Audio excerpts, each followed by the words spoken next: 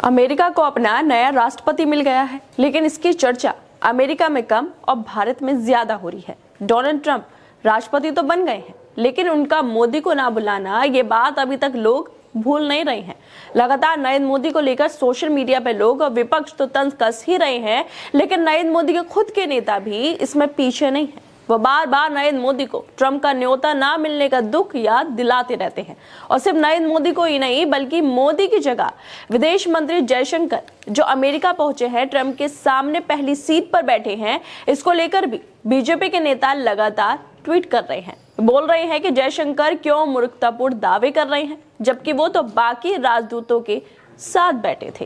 दरअसल अमेरिका को अपने नया राष्ट्रपति मिलने का जो इंतजार था वो खत्म हो गया है।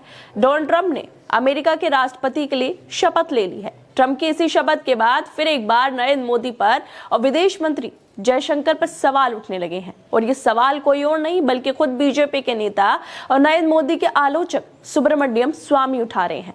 कोई ऐसा दिन नहीं जाता होगा जब स्वामी नरेंद्र मोदी को ट्रंप के शपथ समारोह में ना बुलाने को लेकर तंज कसते रहते हैं।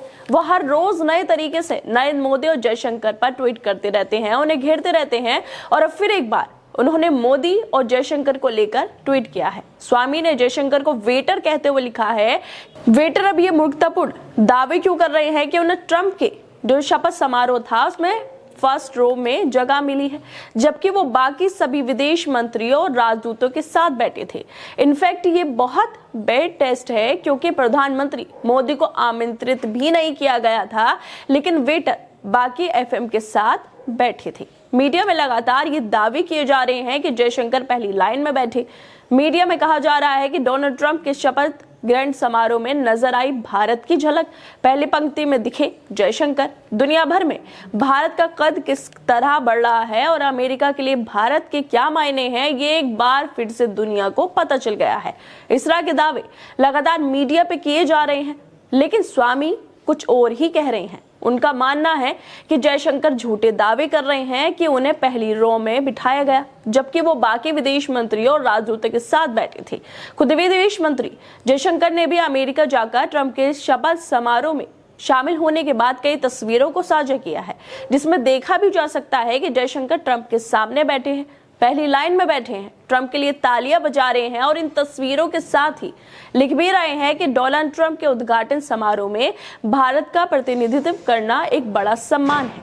राष्ट्रपति डोनाल्ड ट्रंप और उपराष्ट्रपति जेडी वेंस आज वॉशिंगटन डीसी में। जयशंकर अमेरिका जाकर बहुत खुश हैं, तस्वीरों को साझा कर रहे हैं, ट्वीट कर रहे हैं, लेकिन जयशंकर का इस तरह से खुश होना, तस्वीरों को शेयर करना स्वामी को पसंद नहीं आ रहा है।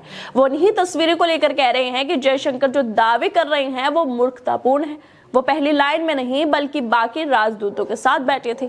मोदी को लेकर फिर से तंज कस रहे हैं कि उन्हें तो बुलाया ही नहीं गया है, जयशंकर को बुलाया है तो वो बाकी एफएम के साथ बैठे हुए हैं। लेकिन मीडिया और जयशंकर ने जो तस्वीरों को शेयर किया है वो अलग ही कहानी बयान कर रहे हैं। खैर दोस्तों, आप लोगों को क्या लगता है कि स्वामी जो बोल रहे हैं वो बात सही है, या फिर जिस तरह से जयशंकर तस्वीरों को साझा कर रहे हैं जिसमें वो पहली लाइन में बैठे नजर आ रहे हैं, मीडिया दावा कर रहा है कि दुनिया भर में भारत का कद बढ़ रहा है, जयशंकर को मेहमानों की पहली पंक्ति में जगह दी गई है, समारोह से सामने आई तस्वीरों में जयशंकर सबसे आगे बैठे दिखाई दे रहे हैं, इस तरह के जो दावे जयशंकर और मीडिया पे किए जा रहे हैं ये ठीक है, या फिर स्वामी जो दावे कर रहे हैं वो ठीक है? आप लोगों को क्या लगता है इन सब चीजों को लेकर?